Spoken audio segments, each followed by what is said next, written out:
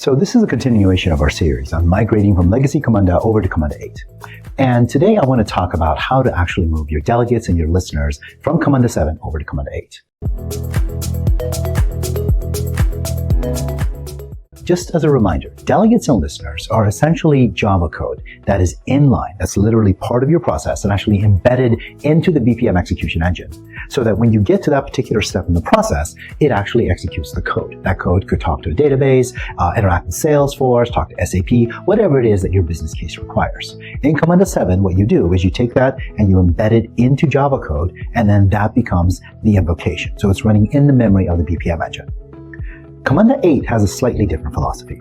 So rather than embedding it directly into the Camunda engine, what happens is the Camunda engine forms a trusted relationship with a job worker, and then essentially makes a phone call to the job worker and says, hey, I've got stuff for you.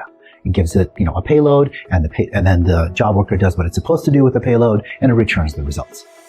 The benefit of this design is that you can now actually go and say scale up. So let's say, for example, you need to process 10,000 instances in, doing surge pricing because you work at Uber.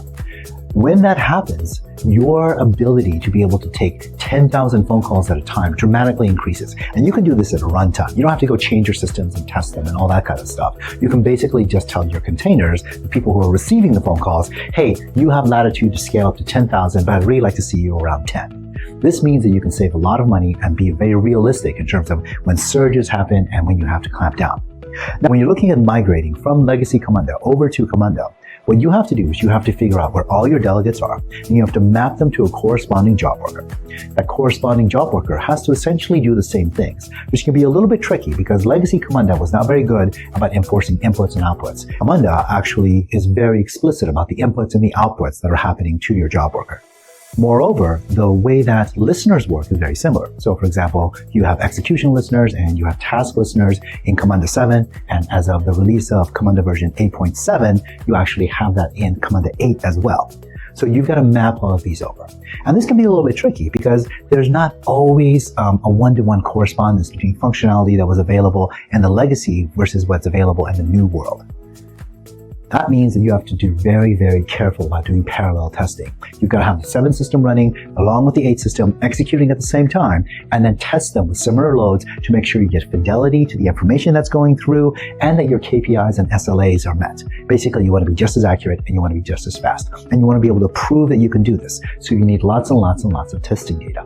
Finally, there's a more nuanced and subtle point that you have to be aware of. In Camunda 7, it was not at all uncommon to use listeners to be able to track data to your business engine. So for example, you'd want to know, hey, how many orders did we start and when did we get them and how long did we work on them and when did we pass them off to billing and when did they actually get billed and when did it get shipped and when did it actually arrive? Typically speaking, you would actually track that in Listener. You wouldn't really do it that way with Camunda 8. In Camunda 8, you would use Optimize to track that sort of variable. And this is an important distinction. If you speak more than one language, then you know, for example, that you can't just do a literal translation from the phrasing of one language to the phrasing of the other language. It doesn't actually work. You can't convey the same ideas. You have different idioms, different references, different language constructs, sometimes maybe even a different alphabet. The things that worked in the old place may not necessarily work in the new place, and they will definitely mark you as someone who isn't a native.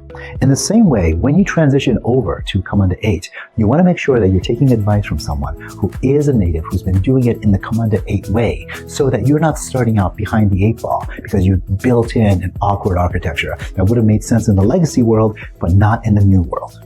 I should also mention that Capital BPM will do a fixed cost, fixed bid migration for you, and we guarantee that work. What that means is that if we don't succeed by your standards in your timeline for your budget, you don't have to pay us. If you have a partner who's willing to help you with migration along the same terms, that's fantastic. But if they're not willing to guarantee their work, then you may want to have the uncomfortable conversation of why not. Come talk to us, ask us how we do it, and put the same standards in place. Your process is too important for second best.